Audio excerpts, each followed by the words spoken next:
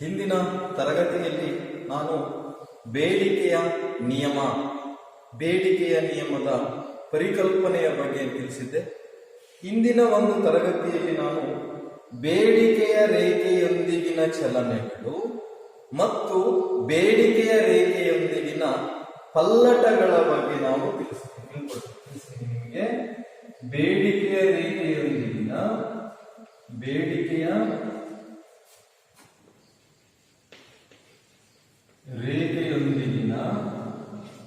ಚಲನೆಗಳು ಮತ್ತು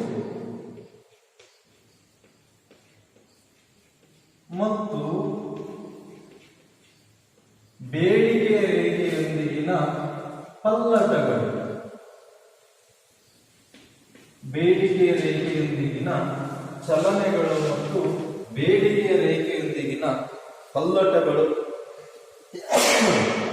ಬೇಡಿಕೆಯ ರೇಖೆಯೊಂದಿಗಿನ ಚಲನೆಗಳು ಮತ್ತು ಬೇಡಿಕೆಯ ರೇಖೆಯೊಂದಿಗಿನ ಪಲ್ಲಟಗಳು ಅಂತೇಳಿ ಕರೀತಾರೆ. ವಿದ್ಯಾರ್ಥಿಗಳು, ನಾನು ಒಂದು ವಸ್ತುವಿನ ಬೇಡಿಕೆಯು ಹಲವಾರು ಅಂಶಗಳಿಂದ ನಿರ್ಧಾರವಾಗುತ್ತದೆ. ಆ ಅಂಶಗಳನ್ನು ನಾನು ಬೇಡಿಕೆಯ ನಿರ್ಧಾರಕಗಳು ಅಂತೇಳಿ ಹೇಳಿದ್ದೆ ಇಂದಿನ ತರಗತಿಯಲ್ಲಿ. ಹಾಗಾದ್ರೆ ಬೇಡಿಕೆಯ ನಿರ್ಧಾರಕಗಳು ಯಾವ್ಯಾವು? ಒಂದು ವಸ್ತುವಿನ ಬೆಲೆ, ಹೌದಾ? ವಸ್ತುವಿನ ಬೆಲೆ, ಬದಲಿ ಸರಕಿನ ಬೆಲೆ, ಅನುಭೋಗಿಯ ಆದಾಯ,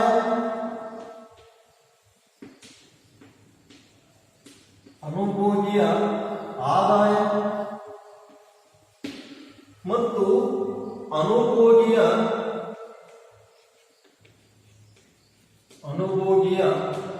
ಅಭಿರುಚಿ. ಇವುಗಳನ್ನು ಬೇಡಿಕೆಯ ನಿರ್ಧಾರಕಗಳು ಅಂತೇಳಿ ಕರೀತಾರೆ. ಒಂದು ವಸ್ತುವಿನ ಕೊಂಡುಕೊಳ್ಳುವುದನ್ನು ನಿರ್ಧಾರ ಮಾಡುವುದು ಅಥವಾ ಬೇಡಿಕೆಯನ್ನು ನಿರ್ಧಾರ ಮಾಡುವುದು ವಸ್ತುವಿನ ಬೆಲೆ, ಬದಲಿ ಸರಕುಗಳ ಬೆಲೆ, ಅನುಭೋಗಿಯ ಆದಾಯ ಮತ್ತು ಅನುಭೋಗಿಯ ಅಭಿರುಚಿ. ಇವುಗಳು ವಸ್ತುವಿನ ಬೇಡಿಕೆಯನ್ನು ನಿರ್ಧಾರ ಮಾಡುತ್ತವೆ. ಈ ಬೇಡಿಕೆಯ ನಿರ್ಧಾರಕಗಳಲ್ಲಿ ಬದಲಾವಣೆಯಾದಾಗ ಬೇಡಿಕೆಯಲ್ಲಿಯೂ ಬದಲಾವಣೆಯಾಗುತ್ತದೆ. ವಸ್ತುವಿನ ಬೆಲೆ ಬದಲಾವಣೆಯಾದಾಗ ಬೇಡಿಕೆ ಬದಲಾವಣೆಯಾಗುತ್ತದೆ, ಅಂದ್ರೆ ಕೊಂಡುಕೊಳ್ಳೋದು ಬದಲಾವಣೆಯಾಗುತ್ತದೆ. ಬದಲಿ ಸರಕುಗಳ ಬೆಲೆಗಳು ಬದಲಾವಣೆಯಾದಾಗ ಕೊಂಡುಕೊಳ್ಳೋದು ಬೇಡಿಕೆ ಬದಲಾವಣೆಯಾಗುತ್ತದೆ.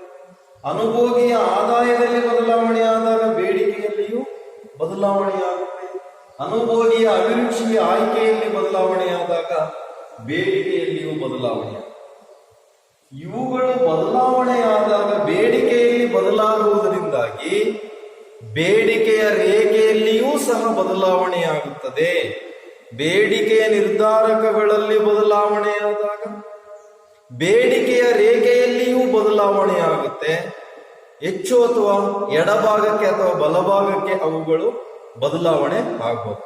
ಹೀಗೆ ವಸ್ತುವಿನ ಬೇಡಿಕೆಯ ನಿರ್ಧಾರಕಗಳಲ್ಲಿ ಬದಲಾವಣೆಯಾದಾಗ ಬೇಡಿಕೆಯು ಬದಲಾವಣೆಯಾಗುವುದು ಎರಡು ರೀತಿಯಲ್ಲಿರುತ್ತದೆ. ಅದು ಯಾವುದಪ್ಪ ಅಂತ ಹೇಳಿದ್ರೆ, ನಾನೀಗ ಬರ್ತಿದ್ದೀನಿ, ಬೇಡಿಕೆಯ ರೇಖೆಯೊಂದಿಗಿನ ಚಲನೆಗಳು. ಬೇಡಿಕೆಯ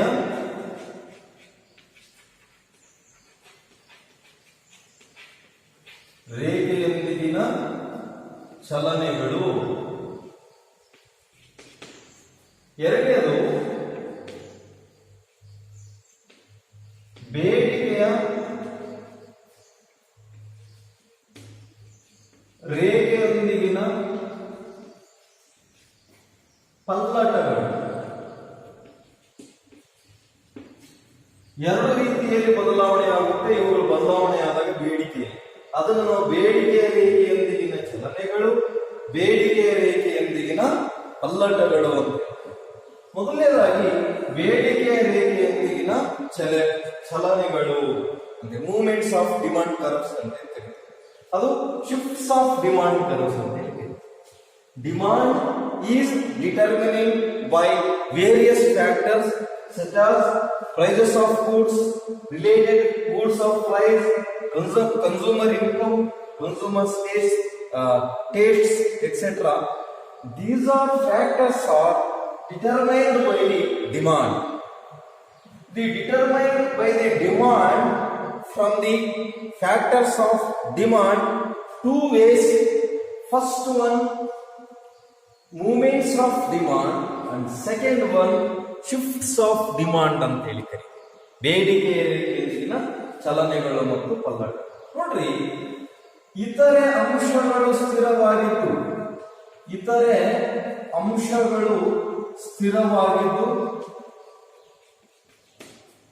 ಒಂದು ವಸ್ತುವಿನ ಬೆಲೆಯಲ್ಲಿ ಬದಲಾವಣೆಯಾದಾಗ, ಒಂದು ವಸ್ತುವಿನ ಬೆಲೆಯಲ್ಲಿ ಹೆಚ್ಚು ಅಥವಾ ಕಡಿಮೆ ಬದಲಾವಣೆಯಾದಾಗ, ಬೇಡಿಕೆಯ ರೇಖೆಯಲ್ಲಿಯೂ ಬದಲಾವಣೆಯಾದರೆ ಅದನ್ನು ಬೇಡಿಕೆಯ ರೇಖೆಯೊಂದಿಗಿನ ಚಲನೆಗಳು ಅಂತ ಹೇಳಿ ಕರಿತೀವಿ. ನೋಡ್ರಿ, ಇವೆಲ್ಲ ಅಂಶಗಳು ಸ್ಥಿರವಾಗಿದ್ದು ವಸ್ತುವಿನ ಬೆಲೆ ಮಾತ್ರ ಬದಲಾವಣೆಯಾದರೆ ಆಗ ಬೇಡಿಕೆ ಬದಲಾವಣೆ ಆಗುತ್ತೆ.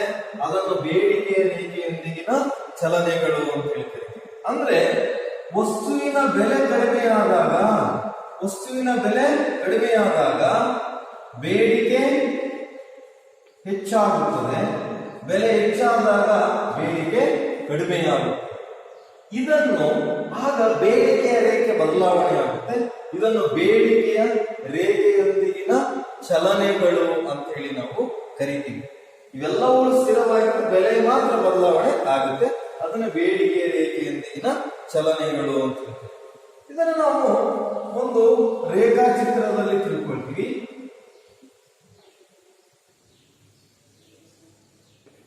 X 0 Y ಇದು ಬೇಡಿಕೆಯ ರೇಖೆಯ ಬಗ್ಗೆ ಇರುವಂತದ್ದು.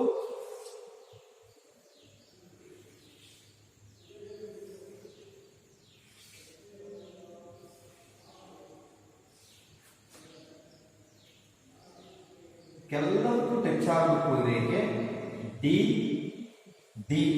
ಇದು ಬೇಡಿಕೆ ಬೆಲೆ, P2 P1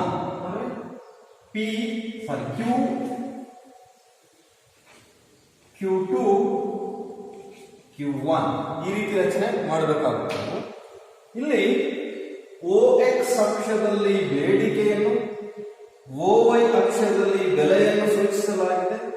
ವಸ್ತುವಿನ ಬೆಲೆ OP ಇದ್ದಾಗ ಬೇಡಿಕೆ ಎಷ್ಟಿತ್ತು? OQ ಇತ್ತು.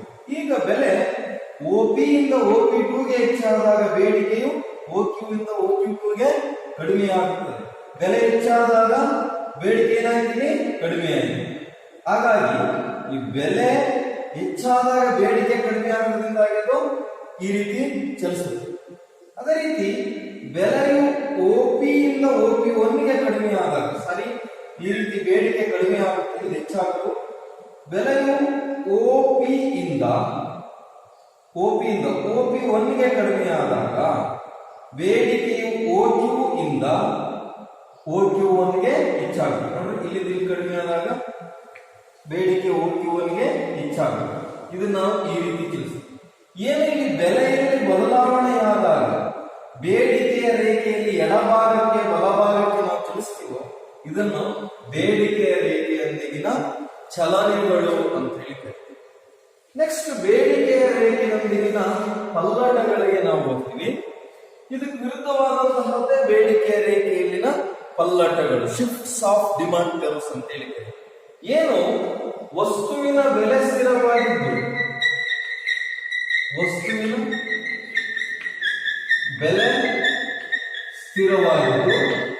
ಇವೆಲ್ಲವೂ ಬದಲಾವಣೆ ಆಗ್ತವೆ. ಬದಲಿ ಸರಕಿನ ಬೆಲೆ,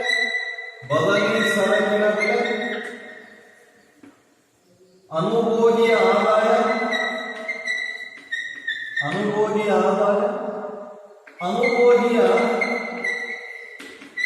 ಅಭಿರುಚಿ, ಇವುಗಳಲ್ಲಿ ಬದಲಾವಣೆಯಾದಾಗ, ಹೆಚ್ಚು ಅಥವಾ ಕಡಿಮೆಯಾದಾಗ ಬೇಡಿಕೆಯ ರೇಖೆಯಲ್ಲಿಯೂ ಬದಲಾವಣೆ ಆಗುತ್ತೆ. ಅಂದ್ರೆ ಕೊಂಡುಕೊಳ್ಳೋದ್ರಲ್ಲಿಯೂ ಬದಲಾವಣೆ ಆಗುತ್ತೆ. ಫಾರ್ ಎಕ್ಸಾಂಪಲ್ ಒಂದು ಸರಕಿನ ಬೆಲೆ ಹೆಚ್ಚಾದ್ರೆ ಬದಲಿ ಸರಕಿನ ಬೇಡಿಕೆ ಹೆಚ್ಚಾಗುತ್ತೆ. ಯಾಕಂತ ಹೇಳಿದ್ರೆ ಇದ್ರ ಬೆಲೆ ಹೆಚ್ಚಾದ್ರಿಂದಾಗಿ ಜನರು ಇದನ್ನ ಕೊಂಡ್ಕೊಳ್ಳೋದ್ ಬಿಟ್ಟು ಬೇರೊಂದು ವಸ್ತುವನ್ನು ಕೊಂಡ್ಕೊಳ್ತಾರೆ.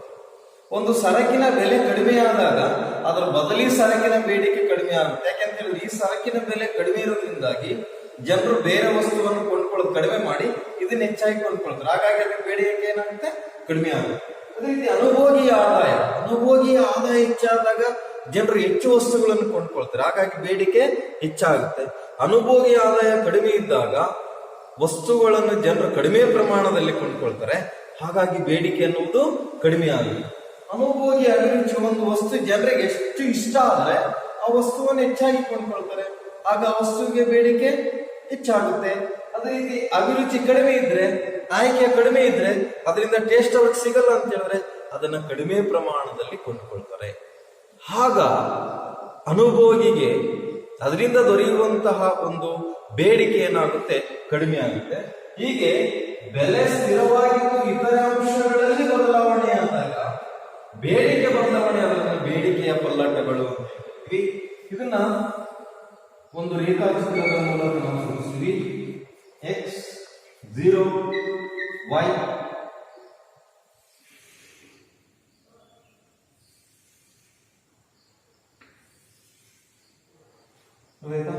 ಡಿ D1 D2 ಬೇಡಿಕೆ ಬೆಲೆ. ಗೊತ್ತಾಯ್ತಾ? ಇಲ್ಲಿ ಏನಾಗುತ್ತಪ್ಪ ಅಂತ ಹೇಳಿದ್ರೆ ಬೇಡಿಕೆ ಮೊದಲು ಸ್ಥಿರವಾಗಿರುತ್ತೆ. ಒಂದು ಬದಲಿ ಸರಕಿನ ಬೆಲೆಯಲ್ಲಿ ಬದಲಾವಣೆ ಆದಾಗ ಬೇಡಿಕೆಯಲ್ಲಿಯೂ ಹೆಚ್ಚು ಅಥವಾ ಕಡಿಮೆ ಆಗುತ್ತೆ. ಅನುಭೋಗಿಯ ಆದಾಯದಲ್ಲಿ ಬದಲಾವಣೆ ಆದಾಗ ಬೇಡಿಕೆ ರೇಖೆಯಲ್ಲಿಯೂ ಬದಲಾವಣೆ ಆಗುತ್ತೆ. ಅನುಭೋಗಿಯ ಅಭಿರುಚಿಯಲ್ಲಿ ಬದಲಾವಣೆ ಆದಾಗ ಬೇಡಿಕೆಯ ರೇಖೆಯಲ್ಲಿಯೂ ಬದಲಾವಣೆ ಆಗುತ್ತೆ. ನಾನು ಒಂದು ಉದಾಹರಣೆ ಮೂಲಕ ಹೇಳ್ತೀನಿ ನೋಡ್ರಿ. ಇಲ್ಲಿ ಕಾಫಿ, ಟೀ ಇವು ಬದಲಿ ಸರಕುಗಳು. ಒಂದು ವಸ್ತುವಿನ ಬೆಲೆ ಹೆಚ್ಚಾದಾಗ ಅದರ ಬದಲಿ ಸರಕಿನ ಬೇಡಿಕೆ ಹೆಚ್ಚಾಗುತ್ತೆ. ಇದು ಕಾಫಿನ ಬೆಲೆ ಹೆಚ್ಚಾದಾಗ ಜನರು ಇದನ್ನು ಹೆಚ್ಚಾಗಿ ಮಾಡ್ಕೊಳ್ತಾರೆ. ಆಗ ಬೇಡಿಕೆಯ ರೇಖೆಯು DD ಇಂದ D2ಗೆ ಹೆಚ್ಚಾಗುತ್ತೆ. ಅದೇ ರೀತಿ ಒಂದು ವಸ್ತುವಿನ ಬೆಲೆ ಕಡಿಮೆಯಾದಾಗ ಅದರ ಬದಲಿ ವಸ್ತುವಿನ ಬೇಡಿಕೆ ಕಡಿಮೆ ಆಗುತ್ತೆ. ಯಾಕೆ? ಟೀನ ಬೇಡಿಕೆ ಕಡಿಮೆ ಆದಾಗ, ಕಾಫಿನ ಬೆಲೆ ಕಡಿಮೆ ಆದಾಗ ಟೀಯನ್ನು ಕೊಂಡ್ಕೊಳ್ಬೇಕು, ಜನರು ಕಾಫಿಯನ್ನು ಕೊಂಡ್ಕೊಳ್ತಾರೆ. ಇದರಿಂದಾಗಿ ಬೇಡಿಕೆ ಕಡಿಮೆ ಆಗುತ್ತೆ. ಆಗ ಬೇಡಿಕೆಯ ರೇಖೆಯು DD ಇಂದ D1ಗೆ ಕಡಿಮೆ ಆಗುತ್ತೆ. ಅದೇ ರೀತಿ ಅನುಭೋಗಿ ಆದಾಯಕ್ಕೆ ಬಂದ್ರೆ ಅನುಭೋಗಿ ಆದಾಯ ಹೆಚ್ಚಾದಾಗ ಬೇಡಿಕೆ ಹೆಚ್ಚಾಗುತ್ತೆ. DD ಇಂದ D2ಗೆ ಹೆಚ್ಚಾಗುತ್ತೆ. ಅನುಭೋಗಿ ಆದಾಯ ಕಡಿಮೆ ಆದಾಗ ಬೇಡಿಕೆ ಕಡಿಮೆ ಆಗುತ್ತೆ. ಅದನ್ನ DD ಇಂದ D1ಗೆ ಕಡಿಮೆ ಆಗುತ್ತೆ. ಅನುಭೋಗಿಯ ಅಭಿರುಚಿ ಹೆಚ್ಚಾದಾಗ ಬೇಡಿಕೆ ಹೆಚ್ಚಾಗುತ್ತೆ. D2ಗೆ D ಇಂದ. ಅನುಭೋಗಿ ಅಭಿರುಚಿ ಕಡಿಮೆ ಆದಾಗ ಬೇಡಿಕೆಯು D1ಗೆ ಕಡಿಮೆ ಆಗುತ್ತೆ. ಇದನ್ನು ನಾವು ಬೇಡಿಕೆಯ ರೇಖೆಯೊಂದಿಗಿನ ಚಲನೆಗಳು ಮತ್ತು ಪಲ್ಲಟಗಳು ಅಂತ ಕರಿತೀವಿ. ನಾನು ಈಗಾಗಲೇ ಬೇಡಿಕೆ ಅಂದ್ರೇನು, ಬೇಡಿಕೆಯ ಬಿಂಬಕ ಮತ್ತು ಬೇಡಿಕೆಯ ನಿಯಮ, ಬೇಡಿಕೆಯ ರೇಖೆಯೊಂದಿಗಿನ ಚಲನೆಗಳು ಮತ್ತು ಪಲ್ಲಟಗಳು ಅಂತ ಹೇಳಿ ಕರಿತೀವಿ. ನೆಕ್ಸ್ಟ್ ಈ ಬೇಡಿಕೆಯ ಬಗ್ಗೆ ಬರುವಂತದ್ದು ಬೆಲೆಯ ಬೇಡಿಕೆಯ ಸ್ಥಿತಿಸ್ಥಾಪಕ. ಯಾವುದು? ಬೆಲೆಯ ಬೇಡಿಕೆಯ ಸ್ಥಿತಿಸ್ಥಾಪಕ.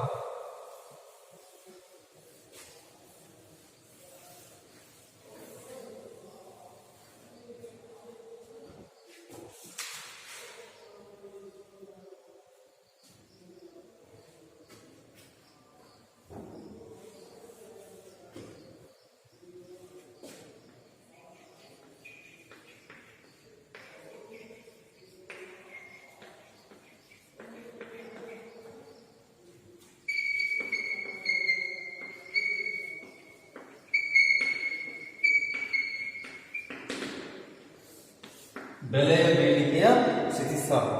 ಟೈಮ್ ಎಷ್ಟಾಗಿದೆ ನೋಡ್ತೀನಿ. ಸೇವು 15. ಓಕೆ, ಬೆಲೆಯ ಬೇಡಿಕೆಯ ಸ್ಥಿತಿಸ್ಥಾಪಕತ್ವ ಅಂತ ಹೇಳ್ತೀವಿ. ಆತ್ಮೀಯ ವಿದ್ಯಾರ್ಥಿಗಳೇ, price elasticity of demand of demand, ಬೆಲೆಯ ಬೇಡಿಕೆಯ ಸ್ಥಿತಿಸ್ಥಾಪಕ. ನಿಮಗೆ ಬೆಲೆ ಗೊತ್ತು, ಬೇಡಿಕೆ ಗೊತ್ತು, ಸ್ಥಿತಿಸ್ಥಾಪಕತ್ವ ಗೊತ್ತಿಲ್ಲ. ಸ್ಥಿತಿಸ್ಥಾಪಕತ್ವ ಮೀನ್ಸ್ ಬದಲಾವಣೆ ಆಗೋದು, changes. Elasticity is changes the demand or price are called elasticity. ಸ್ಥಿತಿಸ್ಥಾಪಕತ್ವ, ಬೆಲೆ ಅಥವಾ ಬೇಡಿಕೆಯಲ್ಲಿ ಏನು ಬದಲಾವಣೆ ಆಗುತ್ತಲ್ಲ ಅದನ್ನ ನಾವು ಏನಂತ ಹೇಳಿ ಕರಿತೀವಿ? ಸ್ಥಿತಿಸ್ಥಾಪಕತ್ವ ಅಂತ ಹೇಳಿ ಕರಿತೀವಿ. ಹಾಗಾದ್ರೆ ಇದರ ಹೆಸರೇ ಸೂಚಿಸುತ್ತೆ ಬೆಲೆಯ ಬೇಡಿಕೆ ಸ್ಥಿತಿಸ್ಥಾಪಕತ್ವ ಅಂತ ಹೇಳಿದ್ರೆ, ಬೆಲೆಯಲ್ಲಿ ಬದಲಾವಣೆಯಾದಾಗ ಬೇಡಿಕೆಯಲ್ಲಿ ಎಷ್ಟು ಪ್ರಮಾಣದಲ್ಲಿ ಬದಲಾವಣೆಯಾಗುತ್ತದೆ ಎಂಬುದನ್ನು ತಿಳಿಸುವುದೇ ಬೆಲೆಯ ಬೇಡಿಕೆಯ ಸ್ಥಿತಿಸ್ಥಾಪಕತ್ವ. ಅಂದರೆ ಬೆಲೆಯಲ್ಲಿನ ಶೇಕಡಾವಾರು ಬದಲಾವಣೆಯ ಪ್ರಮಾಣದಿಂದ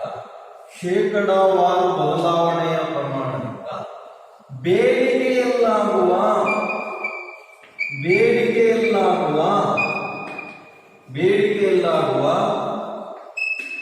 ಶೇಕಡಾವಾರು ಪ್ರಮಾಣವನ್ನು ಸೂಚಿಸುವುದನ್ನು ನಾವು ಬೆಲೆಯ ಬೇಡಿಕೆಯ ಸ್ಥಿತಿಸ್ಥಾಪಕತ್ವ ಅಂತೇಳಿ ಕರೀತೀವಿ. ಇದರ ಸೂತ್ರ ಇದೆ: ಬೆಲೆಯ ಬೇಡಿಕೆಯ ಸ್ಥಿತಿಸ್ಥಾಪಕತ್ವ ಇಸ್ ಈಕ್ವಲ್ ಟು ಬೇಡಿಕೆಯಲ್ಲಿನ ಶೇಕಡಾವಾರು ಬದಲಾವಣೆ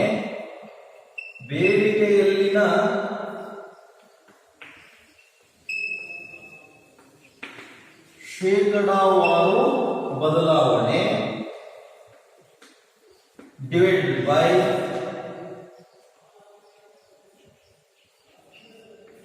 ಬೆಲೆಯಲ್ಲಿನ ಶೇಕಡಾವಾರು ಬದಲಾವಣೆ.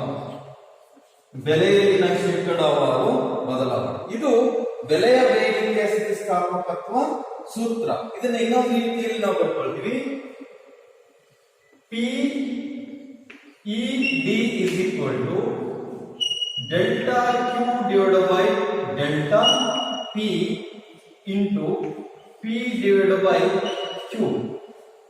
Price elasticity of demand is equal to changes of quantity divided by changes of price into, this is basic price, moola bele, price divided by quantity.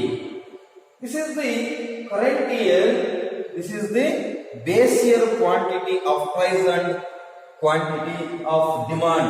Okay, nodri, PED is equal to ಬೆಲೆಯ ಬೇಡಿಕೆಯ ಸ್ಥಿತಿಸ್ಥಾಪಕತ್ವ delta Q ಅಂತ ಹೇಳಿದ್ರೆ ಬೇಡಿಕೆಯಲ್ಲಿನ ಬದಲಾವಣೆ divide by ಬೆಲೆಯಲ್ಲಿನ ಬದಲಾವಣೆ into P ಮೂಲ ಬೆಲೆ, Q ಮೂಲ ಬೇಡಿಕೆ. ಗೊತ್ತಾಯ್ತಾ? ನಾನು ಇದನ್ನು ಬಹಳ ಸಿಂಪಲ್ ಆಗಿ ಹೇಳ್ತೀನಿ.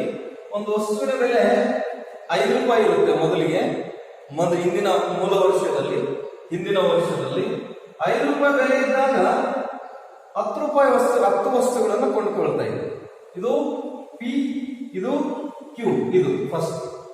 ಈಗ ಏನಾಯ್ತು, ಏನ್ ಚೇಂಜಸ್ ಆಯ್ತು ಬೆಲೆಯಲ್ಲಿ ಅಂತ ಹೇಳಿದ್ರೆ 10ರಷ್ಟು ಚೇಂಜಸ್ ಆಯ್ತು. This is delta P, change ಆಯ್ತು ಬೆಲೆ. ಈಗ ಬೆಲೆ ಯಾವಾಗ ಚೇಂಜ್ ಆಯ್ತು, ಬೆಲೆ ಹೆಚ್ಚಾಯ್ತು, ಅವನ 10 ವಸ್ತುಗಳನ್ನು ಕೊಂಡ್ಕೊಳ್ತಿರ್ತಾನೆ. ಈಗ 6 ವಸ್ತುಗಳನ್ನು ಕೊಂಡ್ಕೊಳ್ತಾನೆ.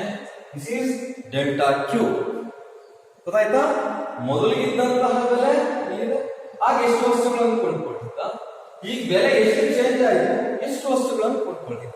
ಅದನ್ನು ನಾವು PED is equal to delta Q divided by delta P into P divided by Q ಅಂತೇಳಿ ನಾವು ಅದನ್ನ ಕರೀತೀವಿ. ಹಾಗಾದ್ರೆ ಈ ಬೆಲೆಯ ಬೇಡಿಕೆಯ ಸ್ಥಿತಿಸ್ಥಾಪಕತ್ವವನ್ನು ಒಂದು ರೇಖಾಚಿತ್ರದ ಸಹಾಯದಿಂದ ನಾವು ವಿವರಿಸಬಹುದು.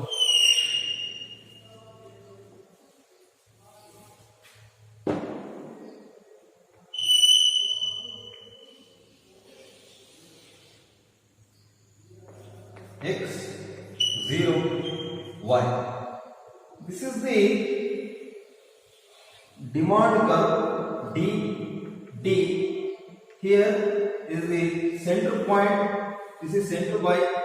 Here PED is equal to 1. S PED is equal to 1.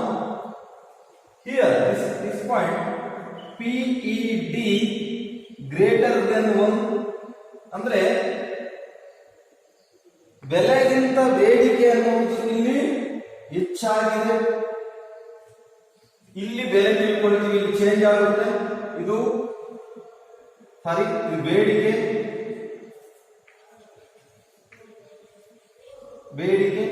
ಇದು ಬೆಲೆ. PED is equal to infinity. This point PED is equal to less than 1. PED is equal to 0. ಇದನ್ನು ವಿವರಿಸಬೇಕು. This is 4 marks question. OX ಅಕ್ಷದಲ್ಲಿ ಬೆಲೆಯನ್ನು, OY ಅಕ್ಷದಲ್ಲಿ ಬೇಡಿಕೆಯನ್ನು ಸೂಚಿಸಲಾಗಿದೆ. DD ಬೇಡಿಕೆಯ ರೇಖೆ ಆಗಿದೆ. ಇದನ್ನ ನಾವು QP ಅಂತೇಳಿ ನಾವು ಕರೆಯೋದಾದ್ರೆ ನೋಡ್ರಿ, ಈ ಬಿಂದುವಿನಲ್ಲಿ OQ ಪ್ರಮಾಣದ ಬೇಡಿಕೆ, OQ ಪ್ರಮಾಣದ ಬೆಲೆ. ಅಂದ್ರೆ ಇದರ ಅರ್ಥ ಎಷ್ಟು? ಬೆಲೆಯಲ್ಲಿ ಎಷ್ಟು ಬದಲಾವಣೆ ಆಗಿದೆಯೋ ಬೇಡಿಕೆಯಲ್ಲಿ ಅಷ್ಟೇ ಬದಲಾವಣೆ ಆಗಿದೆ. ಹಾಗಾಗಿ ಇದನ್ನು ನಾವು PED is equal to 1 ಅಂತ ಹೇಳಿ. ಇಲ್ಲಿ ಮೇಲಿನ ಬಿಂದುವಿಗೆ ಬಂದ್ರೆ ಇಲ್ಲಿ ಬೆಲೆಯಲ್ಲಿನ ಬದಲಾವಣೆಯ ಪ್ರಮಾಣಕ್ಕಿಂತ ಬೇಡಿಕೆಯಲ್ಲಿ ಹೆಚ್ಚು ಬದಲಾವಣೆಯಾಗಿದೆ. ಹಾಗಾಗಿ ಇದನ್ನ PED ಗ್ರೇಟರ್ ದೆನ್ 1 ಅಂತ ಹೇಳಿ ಕರಿತೀವಿ. ಅಂದ್ರೆ ಬೆಲೆಯ ಬದಲಾವಣೆಗಿಂತ ಬೇಡಿಕೆಯ ಬದಲಾವಣೆ ಹೆಚ್ಚಾಗಿದೆ. ಹಾಗಾಗಿ ನಾವು ಇದನ್ನ PED ಗ್ರೇಟರ್ ದೆನ್ 1 ಅಂತ ಹೇಳಿ ಕರಿತೀವಿ. ಈ ಬಿಂದು ಏನಿದೆ, ಬೆಲೆಯಲ್ಲಿ ಸ್ವಲ್ಪ ಬದಲಾವಣೆಯಾದ್ರೆ ಬೇಡಿಕೆಯಲ್ಲಿ ಅಗಾಧವಾದ ಪ್ರಮಾಣದಲ್ಲಿ ಬದಲಾವಣೆ ಆಗುವುದನ್ನು ಸೂಚಿಸುತ್ತೆ. ಅದನ್ನ price elasticity of demand is equal to infinity ಅಂತ ಹೇಳ್ತೀವಿ. ಅಂದ್ರೆ ಬೆಲೆಯಲ್ಲಿನ ಸಣ್ಣ ಪ್ರಮಾಣದಲ್ಲಿ ಬದಲಾವಣೆ ಆದಾಗ ಬೇಡಿಕೆಯಲ್ಲಿ ಅಗಾಧವಾದ ಪ್ರಮಾಣದಲ್ಲಿ ಇದೆ. ನಾವು ಇಲ್ಲಿ 3 ವಿವರಿಸಿದ್ವಿ. ಈ ಕಡೆ ನಾವು ಬಂದ್ರೆ ಇಲ್ಲಿ price elasticity of demand is equal to less than 1 ಅಂದ್ರೆ ಬೆಲೆಯ ಬದಲಾವಣೆಯ ಪ್ರಮಾಣಕ್ಕಿಂತ ಬೇಡಿಕೆಯ ಬದಲಾವಣೆ ಇಲ್ಲಿ ಕಡಿಮೆಯಾಗಿದೆ. ನೋಡ್ರಿ, ಇದು ಬೇಡಿಕೆಯಲ್ಲಿನ ಬದಲಾವಣೆ ಇಷ್ಟ ಆಗಿದೆ. ಇದೇ ಲೈನ್ ನಾವು ಈ ಪಾಯಿಂಟ್ ಅನ್ನು ಇಟ್ಟರೆ ಬೆಲೆಯಲ್ಲಿ ಇಷ್ಟು ಬದಲಾವಣೆ ಆದ್ರೆ ಬೇಡಿಕೆಯಲ್ಲಿ ಇಷ್ಟೇ ಬದಲಾವಣೆ. ಹಾಗಾಗಿ ಬೆಲೆಯ ಬದಲಾವಣೆಯ ಪ್ರಮಾಣಕ್ಕಿಂತ ಬೇಡಿಕೆಯಲ್ಲಿನಲ್ಲಿ ಆದಂತಹ ಬದಲಾವಣೆ ಕಡಿಮೆಯಾಗಿರುವ ಕಾರಣದಿಂದಾಗಿ ಇದನ್ನು ನಾವು PED is equal to less than 1. Last ಮಾಡಿ PED is equal to 0. ಅಂದ್ರೆ ಬೆಲೆಯಲ್ಲಿ ಎಷ್ಟೇ ಬದಲಾವಣೆ ಆದ್ರೂ ಬೇಡಿಕೆಯಲ್ಲಿ ಕಡಿಮೆ ಆದ್ರೂ ಅಷ್ಟೇ ಕೊಂಡ್ಕೊಳ್ತೀವಿ. ಫಾರ್ ಎಕ್ಸಾಂಪಲ್ ಉಪ್ಪು, ಹೌದಾ? ಉಪ್ಪಿನ ಬೆಲೆ ಜಾಸ್ತಿ ಆಗಿದೆ ಅಂತೇಳಿ ನಾವೇನು ಕಡಿಮೆ ಕೊಂಡ್ಕೊಳಕ್ ಬರುತ್ತಾ? ಕೊಂಡ್ಕೊಳ್ದಿರೋದು ಬರುತ್ತಾ? ಉಪ್ಪಿನ ಬೆಲೆ ಕಡಿಮೆ ಆಗಿದೆ ಅಂತೇಳಿ ಜಾಸ್ತಿ ಉಪ್ಪು ಕೊಂಡ್ಕೊಳ್ತೀವಿ. ಎಲ್ಲ ಉಪ್ಪಿಗೆ ಸಾಂಬಾರಿಗೆ ಊಟಕ್ಕೆಲ್ಲ ಜಾಸ್ತಿ ಉಪ್ಪು ಹಾಕ್ತೀವಿ? ನೋ. ಹಾಗಾಗಿ ಬೆಲೆಯಲ್ಲಿ ಹೆಚ್ಚು ಅಥವಾ ಕಡಿಮೆ ಆದ್ರೆ ಬೇಡಿಕೆ ಅಷ್ಟೇ ಇರುತ್ತೆ, ಚೇಂಜ್ ಆಗಲ್ಲ. ಅದಕ್ಕೆ ನಾವು ಹೇಳ್ತೀವಿ PED is equal to 0 ಅಂತ ಹೇಳ್ತೀವಿ. ಇಷ್ಟು ಬೇಡಿಕೆಯ ರೇಖೆಯೊಂದಿಗಿನ ಚಲನೆಗಳು ಮತ್ತು ಬೇಡಿಕೆಯ ರೇಖೆಯೊಂದಿಗಿನ ಪಲ್ಲಟಗಳು ಮತ್ತು ಬೆಲೆಯ ಬೇಡಿಕೆಯ ಸ್ಥಿತಿಸ್ಥಾಪಕ. ಅದು 4 ಮಾರ್ಕ್ಸ್ಗೆ, ಇದು 4 ಮಾರ್ಕ್ಸ್ಗೆ ಕ್ವಶನ್ ಕೇಳ್ತಾರೆ. ನೆಕ್ಸ್ಟ್ ಕ್ಲಾಸ್ ನಲ್ಲಿ ನಾನು ಬಹಳ ಇಂಪಾರ್ಟೆಂಟ್ ಕಾನ್ಸೆಪ್ಟ್ ಯಾವ್ದಪ್ಪ ಅಂತ ಹೇಳಿದ್ರೆ ಬಜೆಟ್ ರೇಖೆ. ಇಲ್ಲಿ ಟೋಟಲ್ 4, 5, 6 ಮಾರ್ಕ್ಸ್ಗೆ ಪ್ರಶ್ನೆಯನ್ನು ಕೇಳ್ತಾರೆ. ಬಜೆಟ್ ರೇಖೆಗಳ ಬಗ್ಗೆ ನೆಕ್ಸ್ಟ್ ಕ್ಲಾಸ್ ಅಲ್ಲಿ ನಾನು ಹೇಳ್ತೀನಿ. ಸ್ಟೂಡೆಂಟ್ಸ್, ನಾನು ಏನೇನು ಹೇಳ್ತೀನೋ ಅದನ್ನೇ ಕೇಳ್ಕೊಂಡು ನೀವೇನ್ ಮಾಡ್ಬೇಕು, ನೋಟ್ಸ್ ಅನ್ನು ಪ್ರಿಪೇರ್ ಮಾಡ್ಕೊಳ್ಬೇಕು. ನೀವು ಯಾವ್ದು ಹಳೆ ನೋಟ್ಸ್ ಅಥವಾ ಗೈಡು ರೆಫರ್ ಮಾಡ್ಕೊಂಡ್ಬಂದ್ರೆ ನಾನು ಅದನ್ನ ಅಲೋ ಮಾಡಲ್ಲ.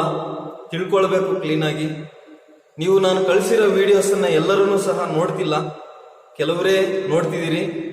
ನಾನು ನೋಟ್ಸಿನ ಮೇಲೆ ಯಾರಿಗೂ ಕಳಿಸಲ್ಲ. ಯಾರಿಗೆ ನಾನು ಕ್ಲಾಸ್ ಇದನ್ನ ಏನ್ ಮಾಡಿದೀನೋ ಇದನ್ನ ರಿಪೀಟ್ ಹೊಡ್ಕೊಂಡು ನೋಡಿ ಏನ್ ಮಾಡ್ಬೇಕು, ನೋಟ್ಸ್ ಅನ್ನು ಪ್ರಿಪೇರ್ ಮಾಡಬೇಕು. ಇವತ್ತಲ್ಲ ನಾಳೆ ಕಾಲೇಜಿಗೆ ಬರಲೇಬೇಕಾಗುತ್ತೆ. ನಾನು ಬಂದಾಗ ನೀವು ಯಾವುದೋ ನೋಟ್ಸು ಯಾವುದೋ ಗೈಡಿಂದು ಬರ್ಕೊಂಡು ಬಂದ್ರೆ ಅಲ್ಲೇ ನಿಮ್ಮ ಎದುರಿಗೆ ಅರ್ಧ ಬಿಸಾಕ್ಬಿಡ್ತೀನಿ. ನಾನು ಹೇಳ್ತೀನಿ ಅದೇ ಇರಬೇಕು. ಅದು ಬಿಟ್ಟು ಬೇರೆದೇನಾದ್ರೂ ಬರ್ಕೊಂಬಂದ್ರೆ ಪರಿಸ್ಥಿತಿ ಸರಿಯಾಗಿರಲ್ಲ. ಎಕನಾಮಿಕ್ಸ್ ಸಬ್ಜೆಕ್ಟ್ ಇಂದು ನಿಮ್ಮ ಸ್ಥಿತಿ ಬಹಳ ಕಷ್ಟ ಆಗುತ್ತೆ. ಗೊತ್ತಾಯ್ತಲ್ಲ ನಿಮ್ಗೆ? ಹಂಗಾಗಿ ಎಲ್ರನ್ನೂ ಸಹ ನಾನು ಏನ್ ಹೇಳಿರ್ತೀನೋ, ನಾನು ಏನು ಬರೆದಿರ್ತೀನಿ ಇಂಟ್ರೊಡಕ್ಷನ್ ಅಲ್ಲಿ ಏನ್ ಹೇಳಿರ್ತೀನೋ, ವಿಡಿಯೋ ಇದು ಯಾವುದು ಡಯಾಗ್ರಾಮ್ ಹೆಂಗೆ ಎಕ್ಸ್ಪ್ಲನೇಷನ್ ಕೊಟ್ಟಿರ್ತೀನೋ ಅದೇ ರೀತಿ ನಿಮ್ ನೋಟ್ಸ್ ಅಲ್ಲಿ ಇದ್ರೆ ಐ ಅಲೌಡ್ ದಟ್ ನೋಟ್ಸ್. ಬೇರೆದು ಏನನ್ನ ಇತ್ತು ನೋಟ್ಸ್ ಎಲ್ಲ ಹರಿದು ಬಿಸಾಕ್ತೀನಿ, 10 ಸಲ ಬರೆಸ್ತೀನಿ. Be careful. ಗೊತ್ತಾಯ್ತಾ? ಇಷ್ಟು ಈ ಕ್ಲಾಸ್. ನೆಕ್ಸ್ಟ್ ಕ್ಲಾಸ್ ನಲ್ಲಿ ನಾನು ಬಜೆಟ್ ರೇಖೆಯ ಬಗ್ಗೆ ನಿಮ್ಗೆ ತಿಳಿಸ್ತೀನಿ. Thank you.